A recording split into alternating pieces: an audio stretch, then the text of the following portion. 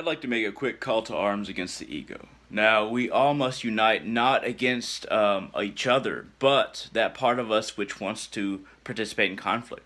That part of us that wants to hold so tightly to our religious or spiritual beliefs that we end up breaking the connection to those beliefs and our connection to others.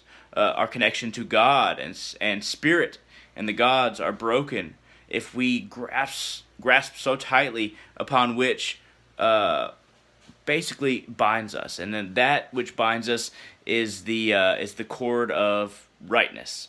We always want to be right. We always feel like, okay, we're right and other people are wrong, and half of that might be true. We are always right in a certain magnitude, but we have to realize that that doesn't mean everyone else is wrong. That means that everyone else has a different part of the truth, a different idea of infinity. And since God and spirit is infinite and soul is infinite, we have to realize that everyone's understanding is not necessarily false. Now, there's different magnitudes of understanding, like I said, but that doesn't really sum up the fact that there are plenty of beliefs that are simply different perspectives on the same one truth. And that is that everything is a part of the same thing. That everything is a part of God, everything is a part of soul. And they who try and resist soul by holding on to material, by desiring material over the unity of all human beings and all life and all material even. Those who resist that and try to separate themselves to gain what they want, thinking that it'll free them from want, but it never does.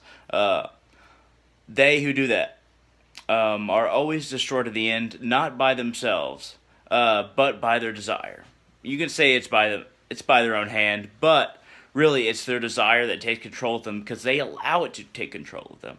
Now, what we must do is not allow desire to take control of us. We must allow our own love and compassion and our own desire for unity to guide us into a spiritual path in which we can at least look on others as being our fellow human beings, our fellow souls, our fellow life forms.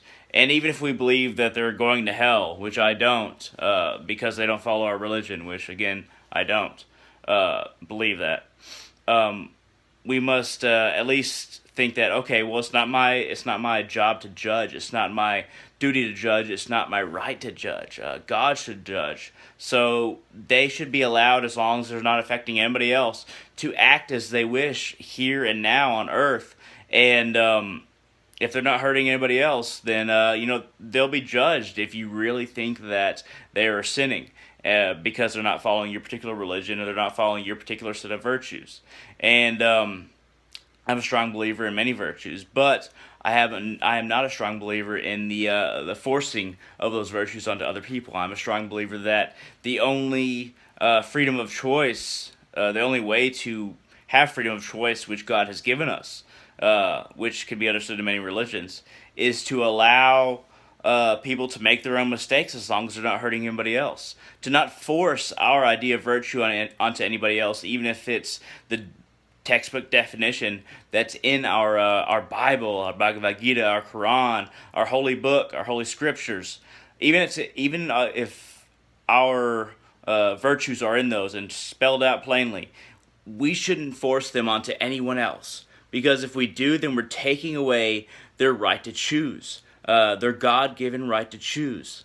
So, while you're here, just understand that there are many people with many different beliefs, and that it is not your job to judge other people or to force them to pay for their sins, as long as they're not affecting anybody else.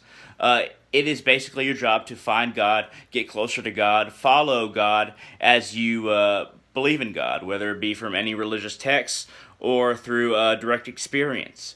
But what you must always understand is that your path to God is your own, and that the path to God that other people follow that you think are unvirtuous, they have to come to God in their own way, and they have to be judged in their own way, and it's not our right to judge them. So, this is basically an end to this video, and I think I've summarized basically why it is necessary for us to be united and not judge each other. And even if we're on a specific spiritual path that says this and that is wrong, this is virtue, this is sin, it is not our right to judge, but it is our basically responsibility to follow those laws that we hold faith in, and it can only be laws that we have faith in freely, not ones that we are forced to follow.